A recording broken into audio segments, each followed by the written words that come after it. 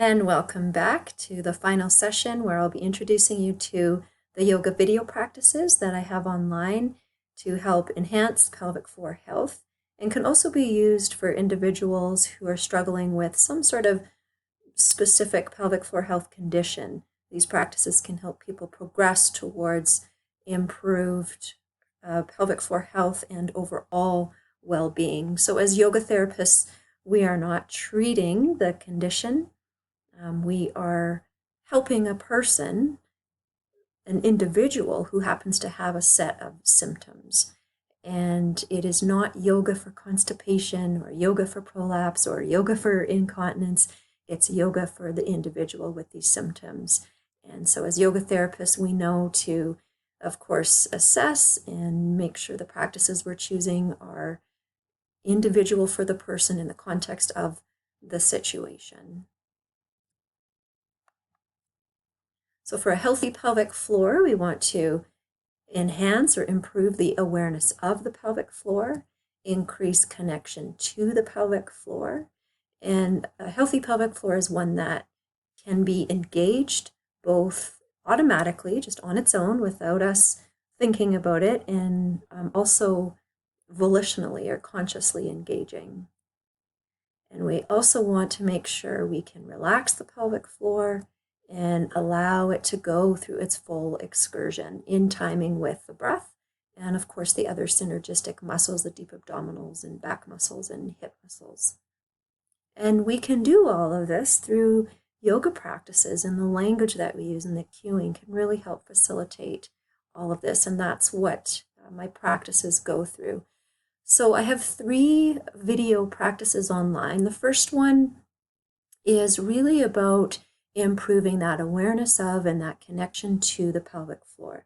So I've got some feedback, both tactile and visual feedback awareness practices of the pelvic floor, visualization and mental imagery of the pelvic diaphragm and the pelvic diaphragmatic breath in a variety of different positions, so different hip and pelvis positions, and I changed the breath cycle and the focal point of the pelvic floor visualization, whether it's the right side or the left or the front or the back, and really just trying to help people also relax their pelvic floor. So I provide a lot of different positions and movements that help to enhance pelvic floor relaxation, and I use some mantras and mudras and pranayama practices to really promote this relaxation. And remember that the ability of the pelvic floor to relax is going to depend on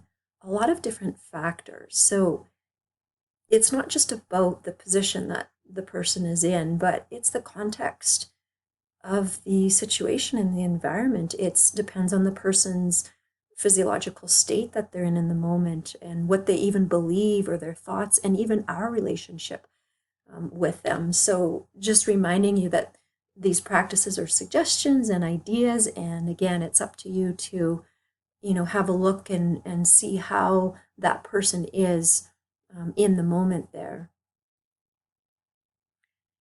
And the second practices are, these ones are about 40 minutes in length. And these practices, by the way, are filmed in nature, as you can see.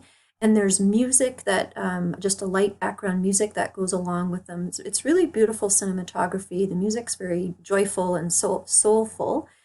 And what I really wanted to do with these is just to have a nice sequence that people can follow. So I'm not really that chatty like I have been in these videos. It's more of I do have instructions, of course, but it's more definitely relaxing and giving people a chance to just enjoy the music and get into their own bodies and move and feel. And it's not very intellectual, as far as I'm not really getting into that prefrontal cortex and getting into the Vijnana Maya Kosha level at all. So I just wanted to be clear on that.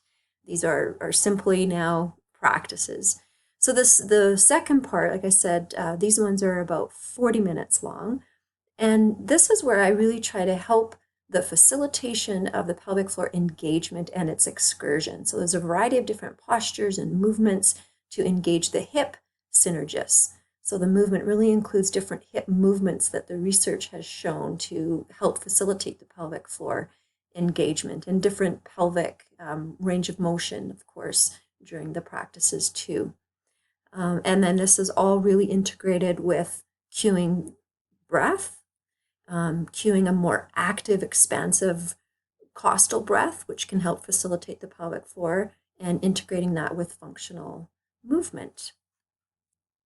So these practices are really all to help address all of those roles of the pelvic floor that we talked about, the role it plays in breathing and hip function and the core strategy system and standing balance activities, and all of the roles. If you go back to the very first video, we discussed all of those different roles.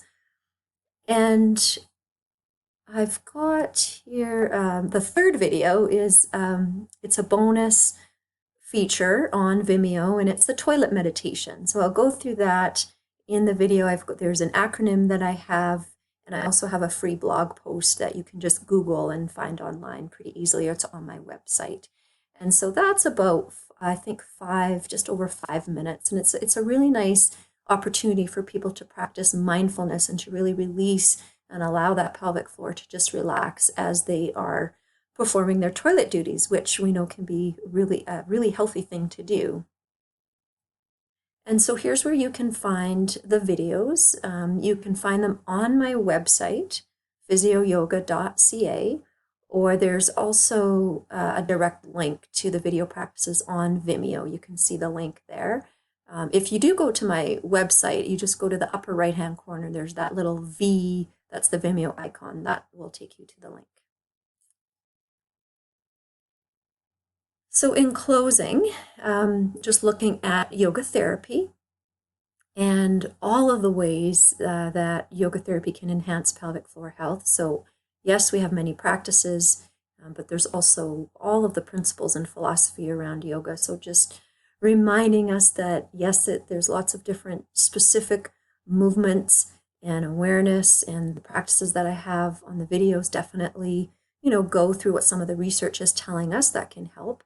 And different breathing and meditation, but it's more than that. As you all know, compassion is really important, and connection and purpose, and what we put into our bodies to fuel and nourish ourselves and our whole being. This is all really part of yoga therapy, and all of this is good, and we look at the practices and they can be very valuable, but if the person does not feel safe, then it's not really going to have the effect that we want or that we need. So just remember that you can have all this knowledge, but if the person does not feel safe, or they're not in a state of physiological safety, then these practices won't be as valuable as they could be.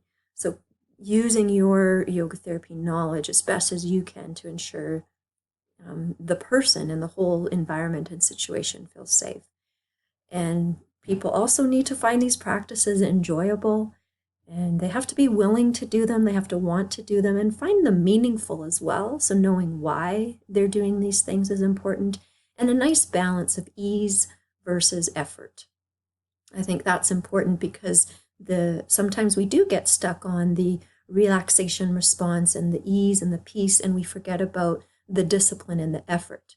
So we want to somehow bring in the ease and the efficiency and the peace and the equanimity when we are also trying to increase effort and create some resiliency in our system.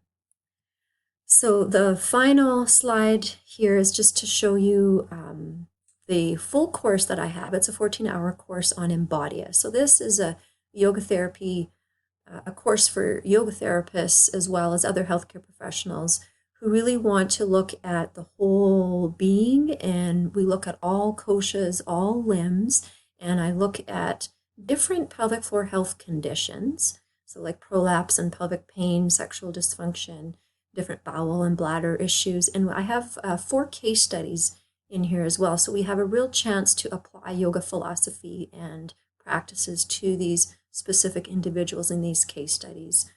So you can take a look at that if you are interested to learn more. So thank you very, very much for joining me. I hope this was valuable and inspiring and empowering. You can find me there. There's all my links on the social media outlets. You can pretty much find me on there anytime. And if you want to contact me, probably the best way is there at my website. You'll find a contact section there, and just shoot me an email. I'd be happy to answer any questions or help you find even further resources. So thank you very much, and good luck to you all on your journey.